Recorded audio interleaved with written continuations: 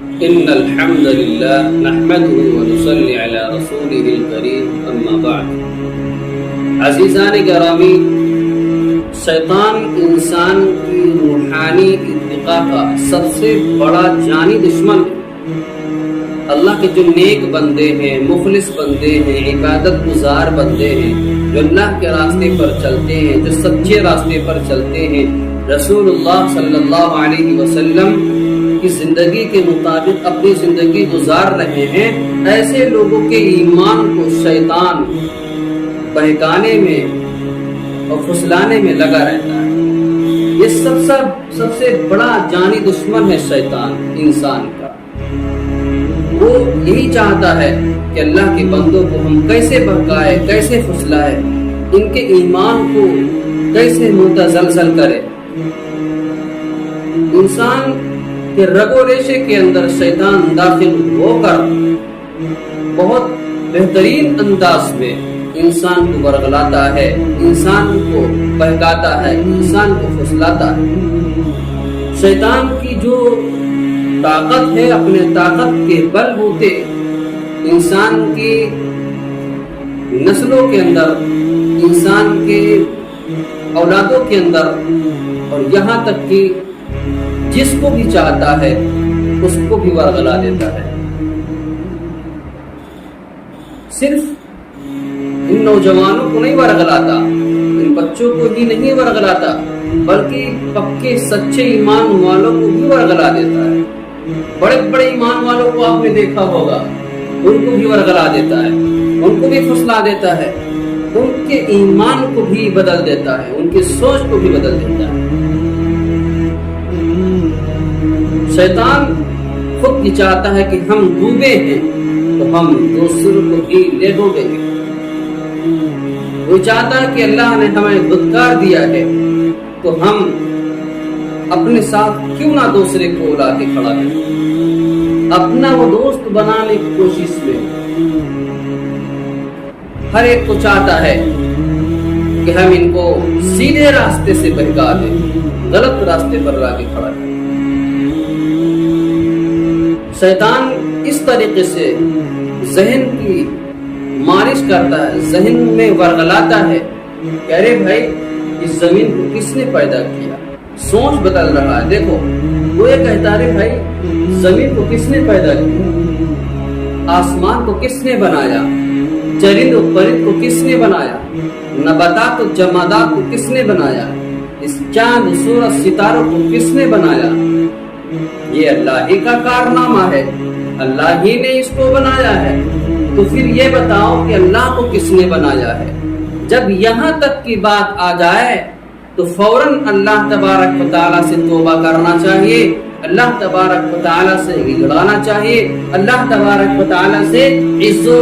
انکساری کرنی چاہیے کہ میرے رب کائنات میں نے گناہ کیا، میرے ذہن کے اندر یہ غلط بات آ گئی، میرے ذہن کے اندر یہ غلط سوچ آ گئی، اے میرے رب کائنات مجھے معاف کر دیجئے. اور جہاں پر یہ جیسی سوچ آئے اس جگہ کو چھوڑ دیجئے اور دوسری جگہ پر جا کے بیٹھ جائیے اور رب کائنات سے کہیے میں نے گناہ کر دیا، میں نے تو غلط کر دیا. اور پھر اپنے ذہن کی سازی اس طریقے سے کر رہی ہے کہ اللہ تو اکیلا ہے، اللہ تو تنہا ہے، وہ ذات میں اکیلا، وہ ذات میں، وہ صفات میں اکیلا، وہ ہمیشہ سے ہے، ہمیشہ رہے گا، شروع سے ہے آخر تک رہے گا. اور قرآن مقدس نے یہ بھی بیان کر دیا ہے قل هو اللہ احد اللہ الصمد لم یلد ولم یولد ولم یکن له کفوا احد. اللہ نے فرما دیا کہ بتا دو کہ اللہ ایک ہے، اس کا اللہ ایک ہے، اللہ الصمد، اللہ بے نیاز ہے، لم یلد ولم یولد، اس کو کسی نے پیدا نہیں کیا، نہ وہ کسی سے پیدا ہے، ولم یکن له کفوا احد، اور اس کے بالمقابل کوئی شخص نہیں ہے. اس جیسی سوچ،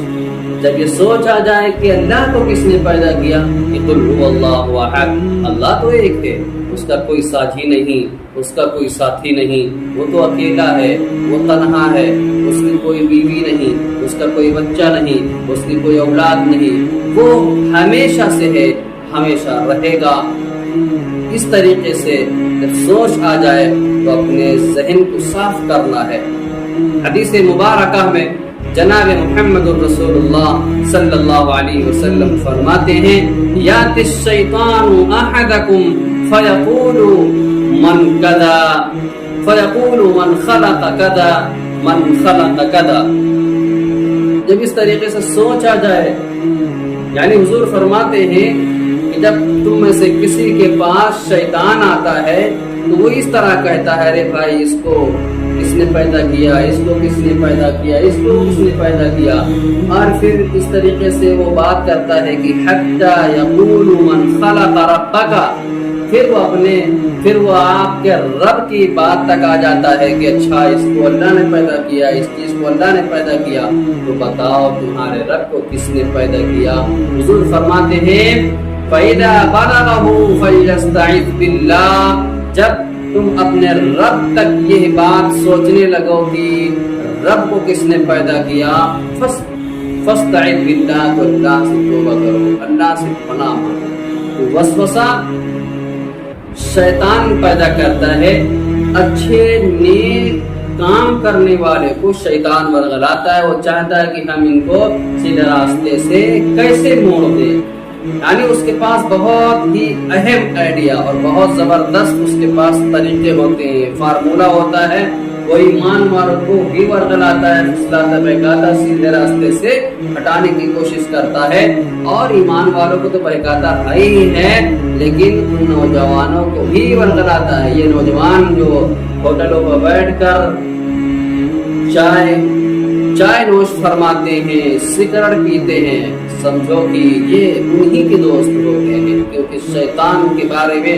قرآن نے اعلان کیا ان الشیطان لکم عدو مبین، شیطان تمہارا کھلا ہوا دشمن ہے، اس کو آپ دوست مت سمجھیے گا۔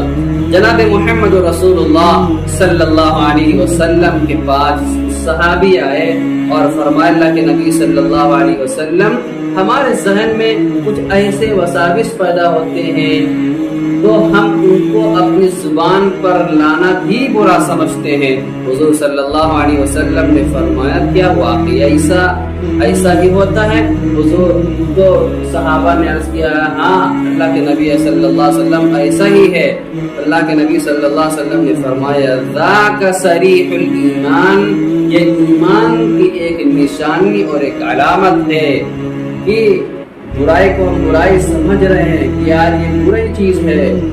اور ہم اس کو زبان پر لانا بھی نہیں چاہتے ہیں۔ حضور نے فرمایا اسی کو ایمان کہتے ہیں۔ حضور صلی اللہ علیہ وسلم کی دوسری حدیث کا ارشاد ہے ان اللہ تجاوز عن امتی ما وسوست به صدورها ما لم تعمل به او تتکلم۔ حضور فرماتے ہیں کہ اللہ تبارک و تعالی نے میری امت سے وسوسے کو معاف کر دیا ہے، اس وقت تک معاف کر دیا جب تک کہ اس پر عمل نہ کر ڈالے، یعنی ہم نے نیکی کا ارادہ کیا کہ ہم کوئی نیک کام کریں گے، جیسے ہی آپ نے نیکی کا ارادہ کیا ہے، نیک کام کرنے کا ارادہ کیا ہے، اسی وقت سے فرشتہ نیکی لکھنا شروع کر دیتا ہے، جب تک اس کو کر نہیں ڈالو گے تب تک وہ نیکی لکھتا ہی رہتا ہے۔ لیکن اگر آپ نے گناہ کا ارادہ کیا کہ ہم یہ برا گناہ کریں گے تو فرشتہ نہیں لکھتا ہے برائی کو، گناہ کو، جب تک آپ اس برائی کو کر نہیں ڈالیں گے تب تک وہ فرشتہ برائی کو نہیں لکھتا، جب کر ڈالو گے تو وہ ایک برائی ایک گناہ لکھ دیتا ہے۔ دیکھیں کتنی سہولت ہے، نیکی کا ارادہ کیا فوراً قلم چالو، اور جب تک اس کو کر نہیں ڈالو گے تب تک نیکی لکھتے ہی رہتے ہیں، اور برائی کا ارادہ کیا تو برائی لکھنے سے رکے ہوئے ہوتے ہیں، جب تک آپ برائی کر نہیں ڈالو گے تب تک اس کو نہیں لکھیں گے۔ تو اللہ تعالیٰ نے حضور صلی اللہ علیہ وسلم کی امت سے وسوسے کو معاف کر دیا ہے۔ اللہ نے ہمیں بہت چھوڑ دیا ہے اور پھر سمجھایا بھی ہے کہ میرے نیک بندو، میرے مخلص بندو، میرے اچھے اور فرما بردار بندو، ہم کو سمجھا کرو، اللہ نے کتنی نعمتیں دی ہیں، اس کے اوپر تھوڑی نظر ڈالا کرو، اس کو سمجھا کرو، اس پر غور کیا کرو۔ اللہ نے ہم کو عقل سلیم دیا ہے، آنکھ دیا ہے،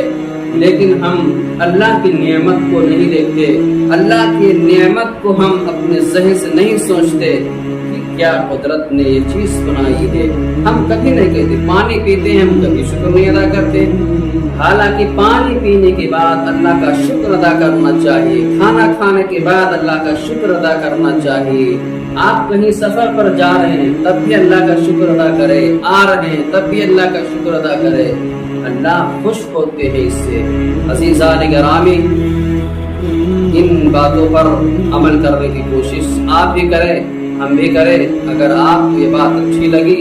اپنے بھائی تک ضرور اس کو شیئر کریے گا۔ اللہ ہم سب کو عمل کرنے کی توفیق عطا فرمائے۔